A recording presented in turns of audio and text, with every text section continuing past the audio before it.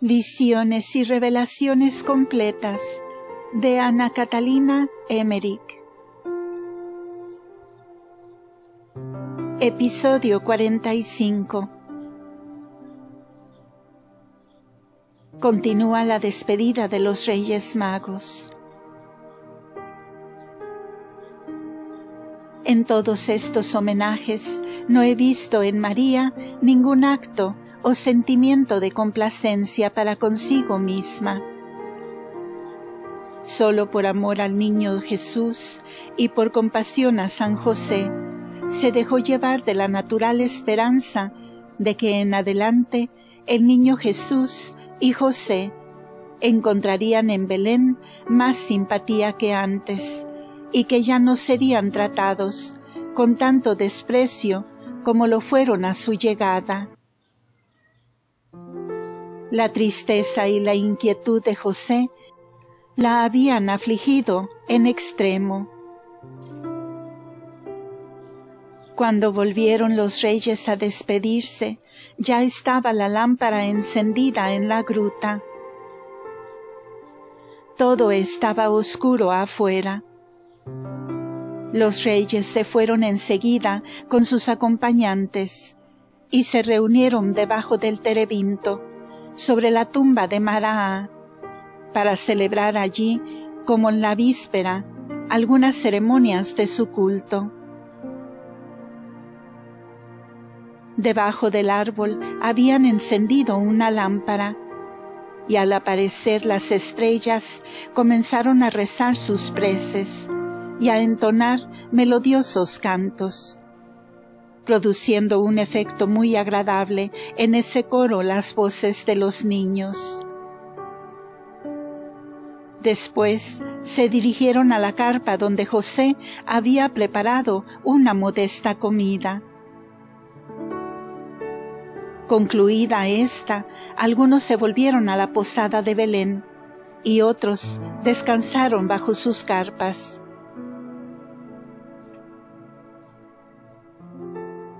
El ángel avisa a los reyes los designios de Herodes.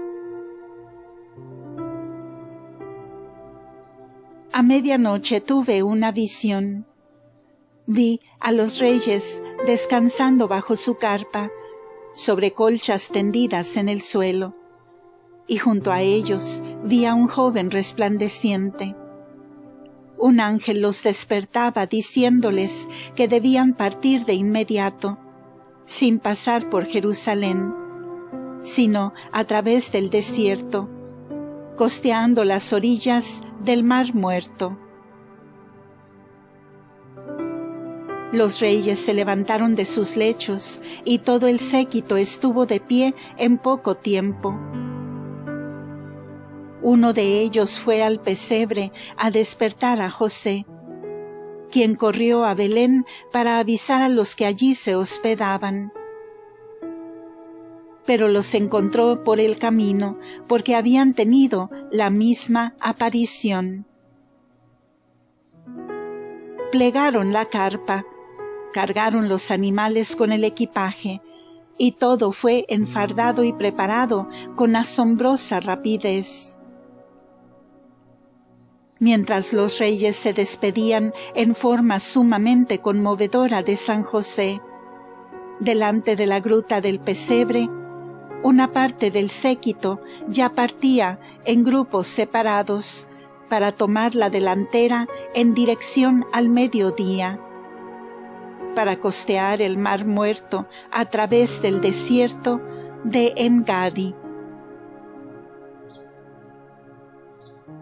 Mucho instaron los reyes a la Sagrada Familia de que partiesen con ellos, diciendo que un gran peligro los amenazaba, y rogaron a María que por lo menos se ocultase con el pequeño Jesús para que no sufriesen molestias por causa de ellos mismos. Lloraban como niños, abrazando a José, decían palabras muy conmovedoras. Montando sobre sus cabalgaduras ligeramente cargadas, se alejaron por el desierto. He visto al ángel a su lado, indicándoles el camino, y pronto desaparecieron de la vista. Siguieron separados unos de otros como un cuarto de legua. Luego, en dirección al oriente, por espacio de una legua, y finalmente torcieron hacia el mediodía. He visto que pasaron por una región que Jesús atravesó más tarde, al volver de Egipto, en el 3er año de su predicación. El aviso del ángel a los reyes había llegado a tiempo, pues las autoridades de Belén abrigaban la determinación de prenderlos hoy mismo, con el pretexto de que perturbaban el orden público, de encerrarlos en las profundas mazmorras que existían debajo de la sinagoga y acusarlos después ante el rey Herodes. No sé si obraban así por una orden secreta de Herodes, o si lo hacían por exceso de celo ellos mismos. Cuando se conoció esta mañana la huida de los reyes, en el valle tranquilo y solitario donde habían acampado, los viajeros se encontraban ya cerca del desierto de Engadi. En el valle no quedaban más que los rastros de las pisadas de los animales y algunas estacas que habían servido para levantar las tiendas. La aparición de los reyes había causado gran impresión en Belén, y muchos se arrepentían de no haber hospedado a José. Otros hablaban de los reyes como de aventureros que se dejaban llevar por imaginaciones extrañas. Había quienes creían, en cambio, encontrarles alguna relación con los relatos de los pastores acerca de la aparición de los ángeles. Todas estas cosas determinaron a las autoridades de Belén, quizás por instigación de Herodes, a tomar medidas. He visto reunidos a todos los habitantes de la ciudad por una convocatoria en el centro de una plaza de la ciudad, donde había un pozo rodeado de árboles delante de una casa grande, a la cual se subía por escalones. Precisamente desde esos escalones fue leída una especie de proclama, donde se declamaba contra las cosas supersticiosas, y se prohibía ir a la morada de la gente que propalaba semejantes rumores. Cuando la muchedumbre se hubo retirado, vi a José acudir a esa casa, donde había sido llamado, y vi que fue interrogado por unos ancianos judíos. Lo he visto volver al pesebre y retornar ante el tribunal de ancianos. La segunda vez llevaba un poco del oro que le habían dado los reyes, y lo entregó a esos hombres, que luego lo dejaron en paz. Por eso me pareció que todo este interrogatorio no tuvo otro objeto que el de arrancarle un puñado de oro. Las autoridades habían hecho poner un tronco de árbol atravesado para obstruir el camino que llevaba a los alrededores del pesebre. Este camino no salía de la ciudad, sino que comenzaba en la plaza, donde la Virgen se había detenido bajo el árbol grande, salvando una muralla. Dejaron un centinela en una choza junto al árbol y pusieron unos hilos sobre el camino, que hacían tocar una campanilla que estaba en la cabaña de aquel que les permitiría detener a quien intentase pasar. Por la tarde vi un grupo de 16 soldados de Herodes hablando con José. Habían sido enviados allí por causa de los 3 reyes, como si fuesen perturbadores de la tranquilidad pública. No hallaron más que silencio y paz en todas partes, y en la gruta no vieron más que una pobre familia. Como por otra parte tenían orden de no hacer nada que llamara la atención, regresaron como habían venido, informando de lo que habían podido ver. José había llevado ya los regalos de los reyes y demás cosas que habían dejado antes de su partida, guardándolos en la gruta de Maraa y en otras cavernas escondidas en la colina del pesebre. Las cuevas existían desde los tiempos del patriarca Job, en aquella época en que solo había allí algunas cabañas, en la que es hoy Plaza de Belén. Jacob había levantado su tienda sobre la colina del pesebre.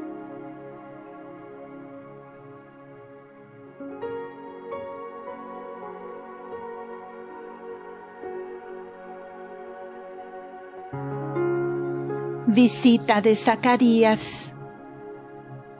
La Sagrada Familia se traslada a la tumba de Maraa. Visión del 25 de diciembre. Esta noche he visto a Zacarías de Hebrón, que iba por primera vez a visitar a la Sagrada Familia. Visión del 26 de diciembre. María estaba en la gruta, y Zacarías, llorando lágrimas de alegría, tomó en sus brazos al niño y repitió, cambiando algunas frases, el cántico de alabanza que había dicho en el momento de la circuncisión de Juan Bautista. Más tarde, Zacarías volvió a su casa, y Ana acudió al lado de la Santa Familia con su hija mayor. María de Elí era más alta que su madre y parecía de más edad que ella. Reina gran alegría entre los parientes de la Sagrada Familia, y Ana se siente muy feliz. María pone con frecuencia al niño en sus brazos y lo deja a su cuidado. Con ninguna otra persona he visto que hiciera esto. Una cosa me conmovió mucho. Los cabellos del niño Jesús, rubios y formando bucles, tenían en su extremidad hermosos rayos de luz. Creo que le rizan el cabello, pues veo que le frotan la cabecita al lavarlo, poniéndole un pequeño abrigo sobre el cuerpo. Veo en la Sagrada Familia una piadosa y tierna veneración en el trato con el niño, pero todo lo hacen sencilla y naturalmente, como pasa entre los santos y elegidos de Dios. El niño muestra un cariño y una ternura tal con su madre, como nunca he visto en otros niños de corta edad. María contaba a su madre, Ana, todo lo sucedido con la visita de los reyes, alegrándose mucho Ana de ver cómo habían sido llamados desde tan lejos esos hombres para conocer al niño de la promesa. Observó los regalos de los reyes, ocultos en una excavación abierta en la pared, y ayudó en la distribución de una gran parte de ellos, y a poner en orden los demás. Todo estaba tranquilo en los alrededores de Belén, porque los caminos que llevaban a la gruta y que no pasaban por la puerta de la ciudad estaban obstruidos por las autoridades. Y José no iba ya a Belén a hacer sus compras, porque los pastores le traían cuanto necesitaba. La parienta a cuya casa iba Ana y que estaba en la tribu de Benjamín se llamaba Mara, hija de Rod, hermana de Santa Isabel. Era pobre y tuvo varios hijos que luego fueron discípulos de Jesús. Uno de ellos fue Natanael, el novio de las bodas de Caná. Esta Mara se halló presente en Éfeso en los momentos de la muerte de María.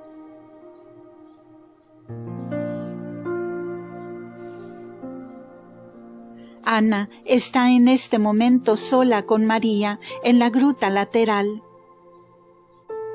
Están trabajando juntas, tejiendo una colcha ordinaria. La gruta del pesebre estaba completamente vacía. El asno de José estaba oculto detrás de unas zarzas.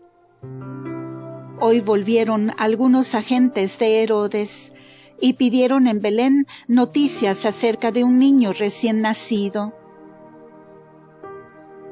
Llenaron especialmente de preguntas a una mujer judía que poco tiempo antes había dado a luz a un niño. No fueron a la gruta porque antes no habían encontrado allí nada más que a una pobre familia. Estuvieron lejos de pensar que podría tratarse del niño de esa familia. 2 hombres de edad de los pastores que habían adorado al niño Jesús relataron a José la historia de esas investigaciones. La Sagrada Familia y Ana se refugiaron en la gruta de la tumba de María. En la gruta del pesebre no quedaba nada que pudiera dar a entender que hubiera estado habitada. Parecía un lugar abandonado. Los vi durante la noche caminando por el valle con una luz velada. Ana llevaba al niño y María y José caminaban a su lado.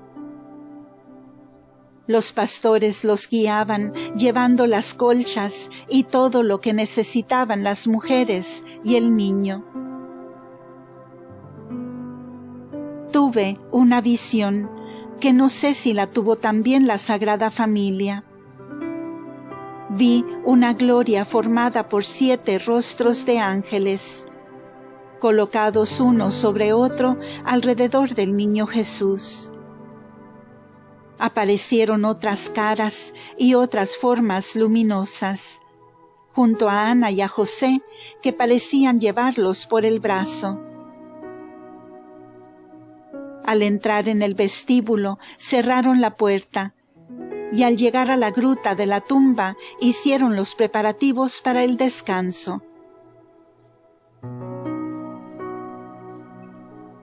He visto a 2 pastores que avisaban a María de la llegada de gente enviada por las autoridades para tomar informes sobre su niño. María sintió gran inquietud. De pronto vi a José que entraba, tomaba al niño en brazos y lo envolvía en un manto para llevarlo. No recuerdo ya dónde fue con él. Entonces vi a María sola durante todo un mediodía en la gruta, llena de inquietud materna, sin el niño en su presencia. Cuando llegó la hora en que la llamaron para dar el pecho al niño, hizo lo que hacen las madres cuidadosas que han sufrido alguna agitación violenta o tenido una conmoción de terror. Antes de amamantar al niño, exprimió de su seno la leche que se habría podido alterar. En una pequeña cavidad de la piedra blanca de la gruta. María habló de esta precaución con uno de los pastores, hombre piadoso y grave que había ido a buscarla para llevarla junto al niño. Este hombre, profundamente convencido de la santidad de la Madre del Redentor, sacó cuidadosamente aquella leche de la cavidad de la piedra y, lleno de fe sencilla y simple, la llevó a su mujer, que tenía un niño de pecho al que no podía calmar ni acallar. Aquella buena mujer tomó ese alimento con confianza y respeto, y su fe se vio recompensada, pues se encontró desde entonces con leche buena y abundante para su hijo. Después de esto, la piedra blanca de la gruta recibió una virtud semejante. He visto que aún hoy en día también fieles y mahometanos usan de ella como de un remedio en este y otros casos análogos.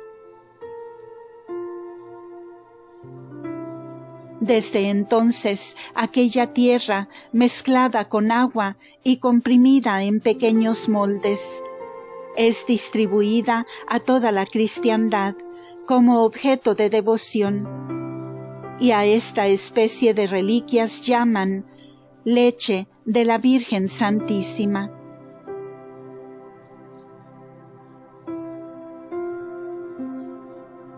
Fin de este episodio. Continuará.